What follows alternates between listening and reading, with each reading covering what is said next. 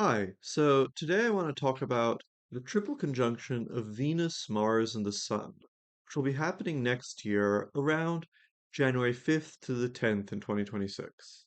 So this is the range of dates during which these three celestial bodies will appear to all be within 1 degree of each other on the zodiac.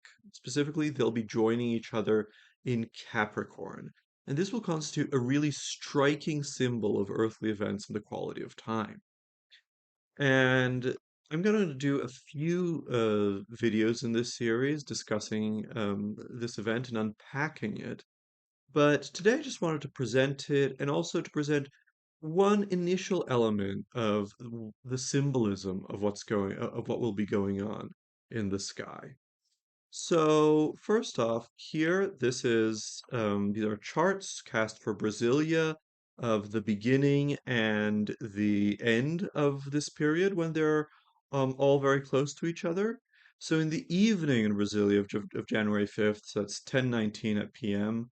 Venus, which during this period is the quickest of these three planets, she arrives at 15 degrees and 34 minutes of Capricorn, and so she's 1 degree away from Mars, so which is at 16 degrees and 34 minutes of Capricorn. Here you can see them down here. This is Capricorn. This is a symbol of Capricorn. Here you see Venus, the Sun, and Mars. You see that the Sun is between the two of them, and they're just 1 degree away from each other. And then in the early hours of January 10th, so that's 1:12 a.m. again in Brasilia, um, Venus will finally speed away from Mars. Here you see Mars at 19 degrees of Capricorn, 44 minutes, and Venus is 20 degrees of Capricorn, 44 minutes. So after that, she'll speed away. And so this will be a very potent symbol of a number of things happening at the time, and we'll, you know, it's possible to make predictions about what kind of what will the quality of this moment be given these things. It's possible to inspire ourselves about what to undertake or what to avoid during this period. And we can also just appreciate the symbolism that, so Venus associated with beauty and love and the arts and diplomacy is meeting and joining Mars of strife and conflict and uh, virility and separation. And they're both joining each other in the sun, in the light of the sun, in the heart of the sun. And so that the sun will successively be together with both of these planets in between these two dates, and so they'll both be, as it were, reborn in the furnace of the sun. This is a metaphor we'll come back to, and like something that I'll mention in a moment. So there's the myth of that Venus and um, Mars, or rather, um, Aphrodite and Ares had an affair, and that the sun was the one who spoke of their affair to Venus's husband Hephaestus. And this is a myth that's told in Homer's Odyssey, and that's seen as um, talking about a number of things. For instance, talking about how love and war are related, for instance. And the Neoplatonic philosopher Proclus saw it as a myth for certain aspects about the structure and creation of the world, about how the world is made by joining together unity, harmony, and also strife and division. And and so we have here we'll be uh, pleased to experience this confluence of these great universal cycles.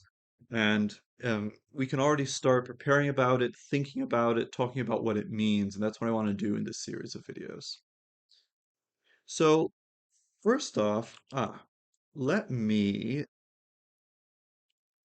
yes, let me read during this video just the passage from Homer's Odyssey where this myth is told. And then in subsequent videos, I'll be interpreting and commenting on this myth and other facets of this triple conjunction that we'll uh, be experiencing. So this is in book eight. Odysseus is at the Phaeacians and or Phaeacians, and this bard Demodocus starts to sing this song about Ares and Aphrodite. So he goes. Demodocus struck the lyre and began singing well the story about the love of Ares and sweet garlanded Aphrodite, how they first lay together in the house of Hephaestus secretly. He gave her much and foul the marriage and bed of the lord Hephaestus. To him there came as messenger Helios the sun who had seen them lying in love together. So here we already have our characters, right? We have Ares, later identified with the Roman Mars, Aphrodite, later identified with Roman Venus, Helios, the sun, and also Hephaestus, who is the husband of Aphrodite in this telling, and that isn't associated with one of the seven planets, but gets associated with with the creation of the world in Proclus and his interpretation of Homer, and he also is attributed by Manilius to the sign of Libra, right? Libra, which has to do, amongst other things, with objects of craft and art and that are weighed, and he is a god responsible for, among other things, for metallurgy, for producing um, objects of craft, and that's associated with Libra, and it also makes sense that he should get Libra as Aphrodite's husband, as Venus um, is a ruler, is the domicile lord, as it said, probably domicile lady of Libra. So here we already have all our things, and we have the sun shining on Ares and Aphrodite together. Hephaestus, when he had heard the story of it, went on his way to his smithy, heart turbulent with hard sorrows, and set the great anvil upon its stand and hammered out fastenings that could not be slipped or broken, to hold them fixed in position. Now when in his anger against Ares he had made this treacherous snare, he went to his chamber where his own dear bed lay, and spun his fastenings around the posts from every direction, while many more were suspended overhead from the roof beams like spider webs, which not even one of the blessed gods could see. He had fashioned it to be very deceptive, but when he had spun about the bedstall all of his treacherous device, he started for Lemnos, the strong founded citadel, which of all territories on earth was far dearest to him. So here we have an interesting thing where he has set up this trap of these super thin chains, spider webs that not even what a god could see. It's odd since there are also expressions in Homer about how the gods know all things. So what does it mean to say that gods can't see this? And he puts it on his own bedchamber, right? On his own bed in his own house, because he knows that that is where um, Ares and Aphrodite meet. And then he goes away, right? Quite explicitly to leave the trap open, as so to speak. Nor did Ares of the golden reins keep a blind watch on him, as he saw Hephaestus the glorious smith go away.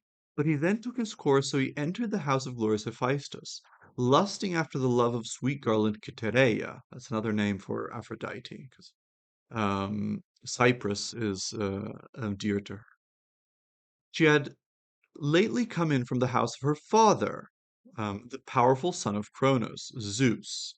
So here it's a myth according to which Venus or Aphrodite is the son of Zeus, and not the other myth about the birth of Aphrodite, where she's born from the castration of Cronos, and sat there when Ares entered the house.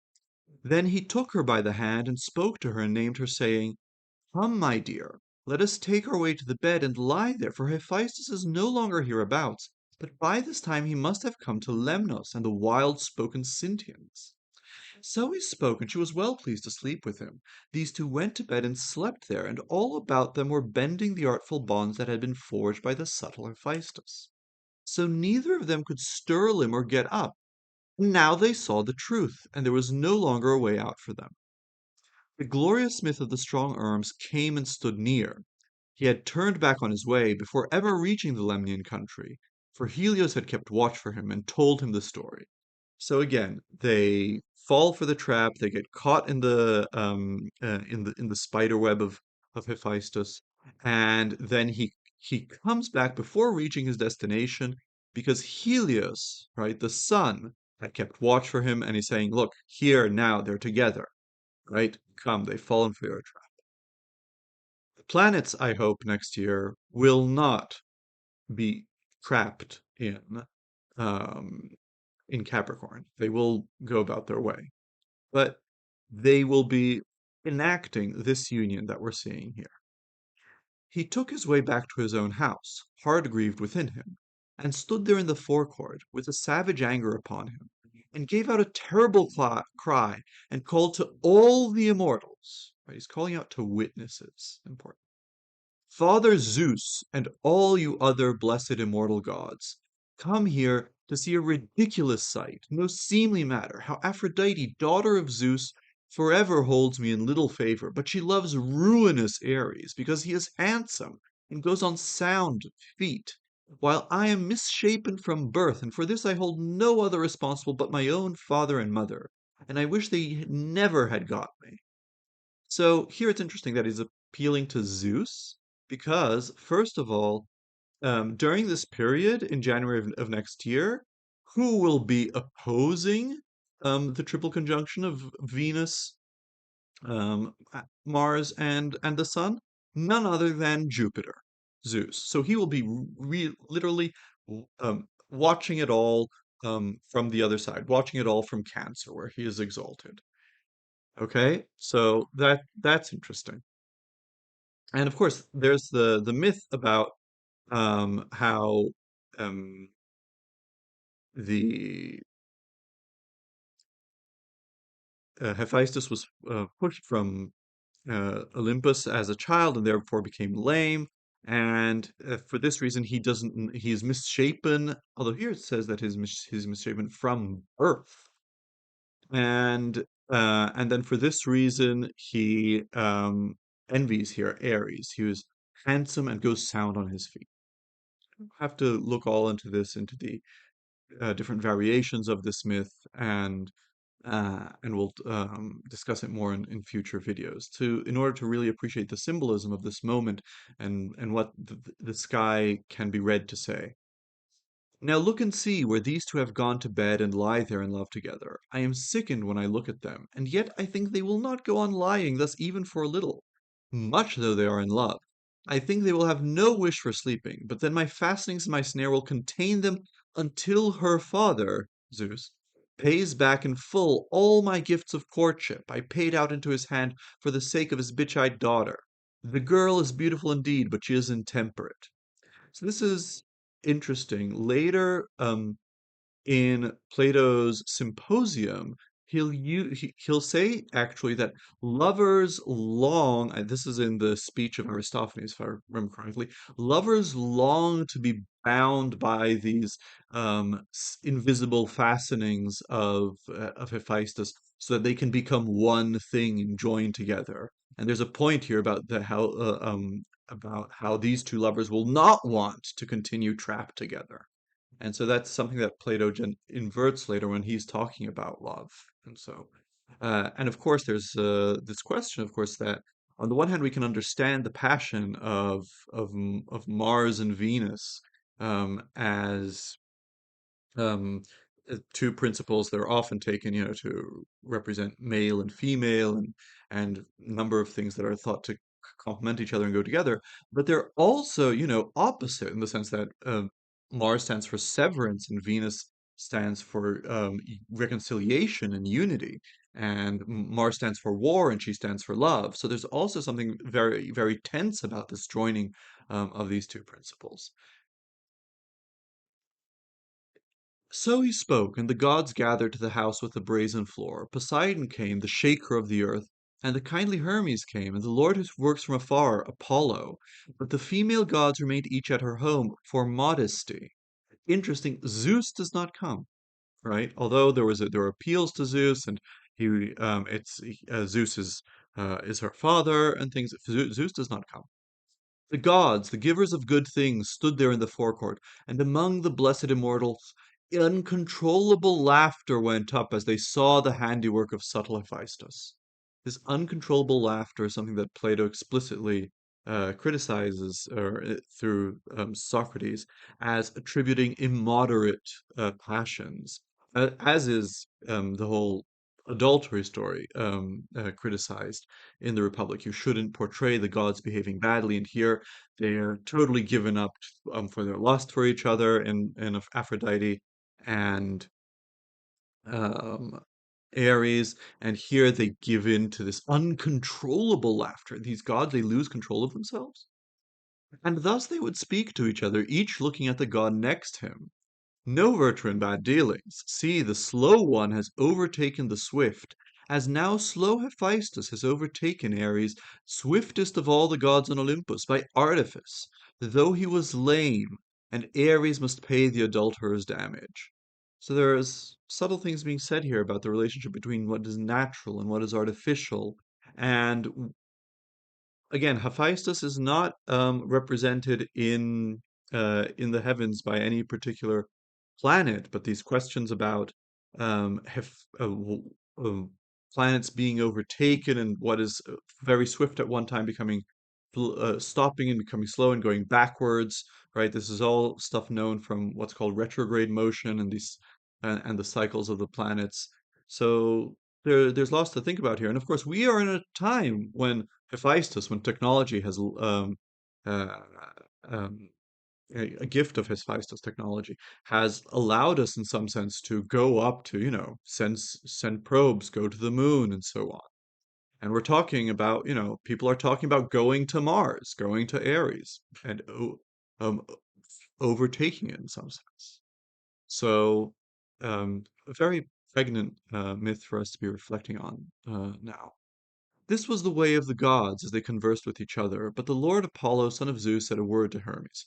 Hermes, son of Zeus, guide and giver of good things, tell me, would you, caught tight in these strong fastings, be willing to sleep in bed by the side of Aphrodite the Golden?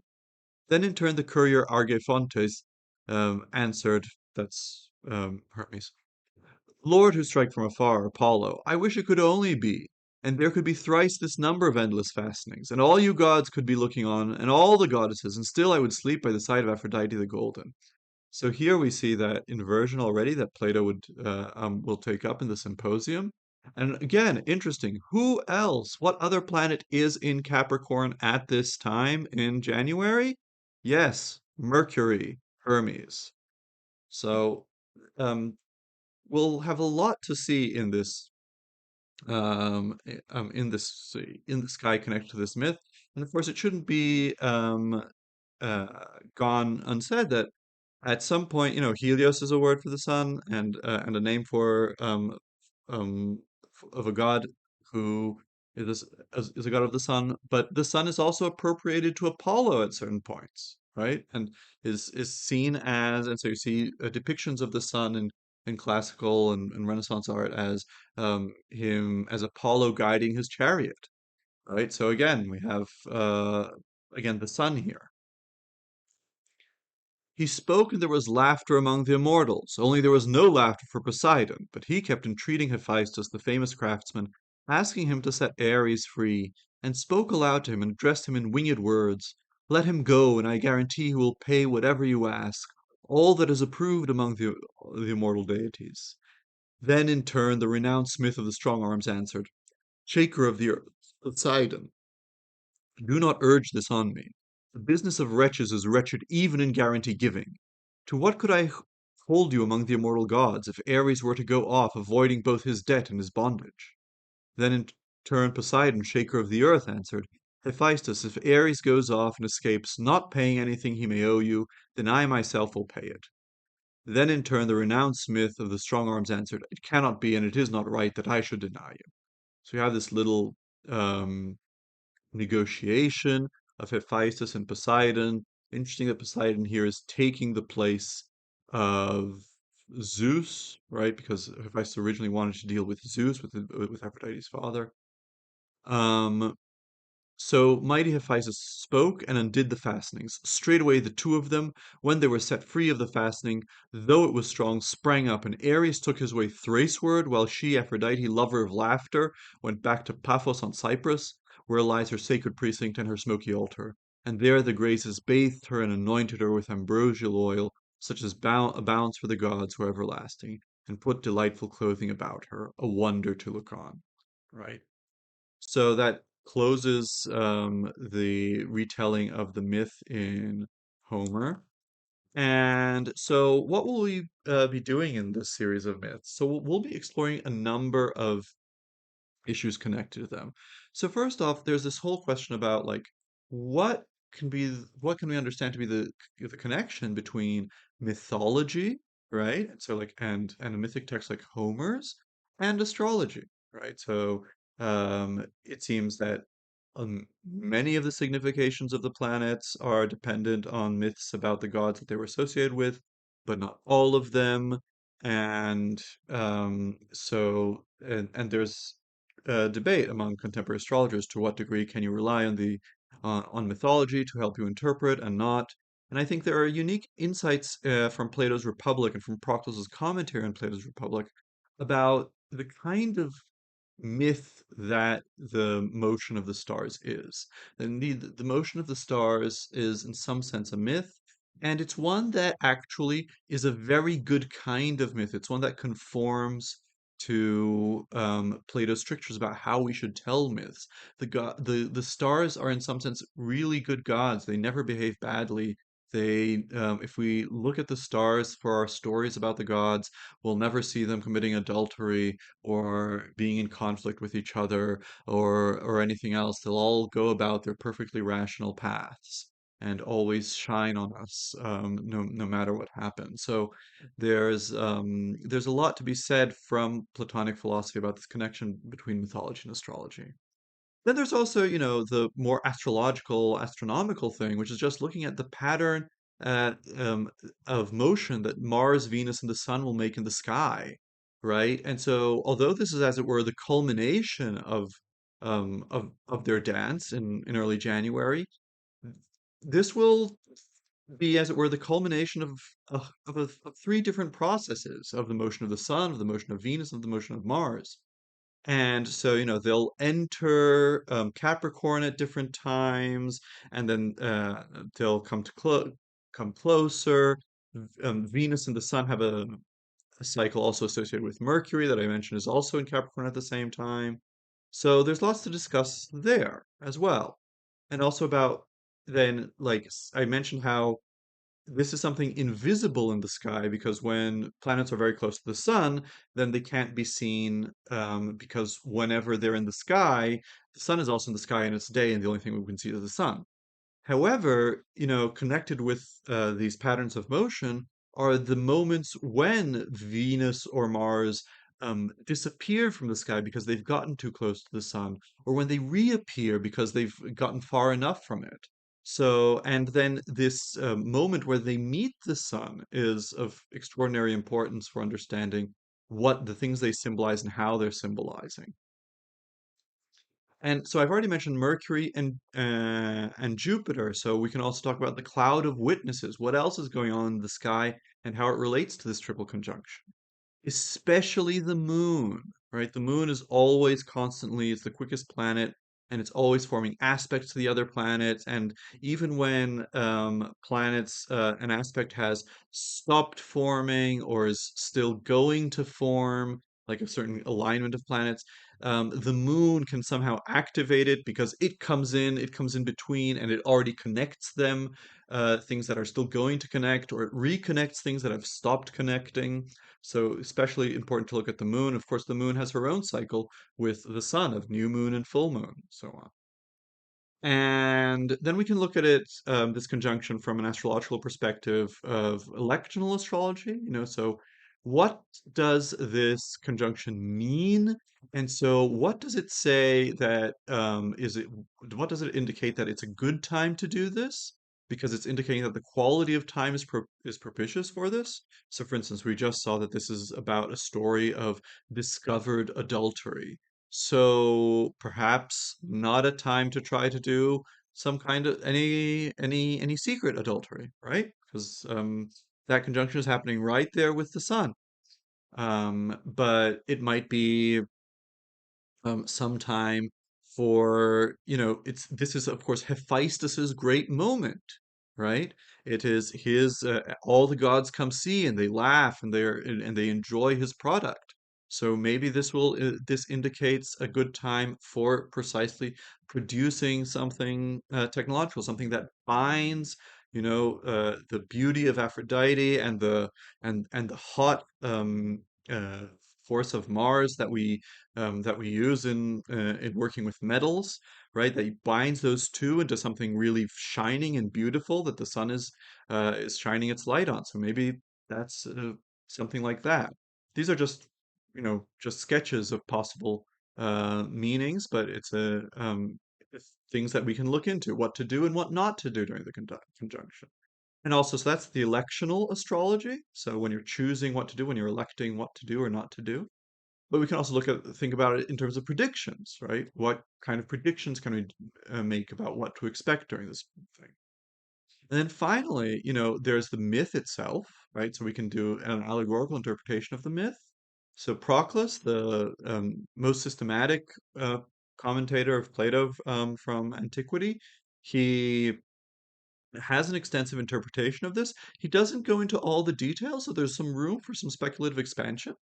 But he does give us an interpretation of this myth, and I'll be delighted to present it here. And of course, we're talking about Ares and Aphrodite on one side, and also Venus and Mars on the other. And and I'm going between the two. There is a question about like what do these equivalences of gods mean? What does it mean to say that like and also of course we're associating these gods with these myths to these planets that we see, right? That we know just by seeing without, like before we give them any names, we already see them. And so, how, like, theologically, speculatively, how do these identities and attributions work? This is a matter of much investigation and debate amongst scholars of late Platonism. And finally, of course, there's a question about, like, what does this mean to you personally in your chart?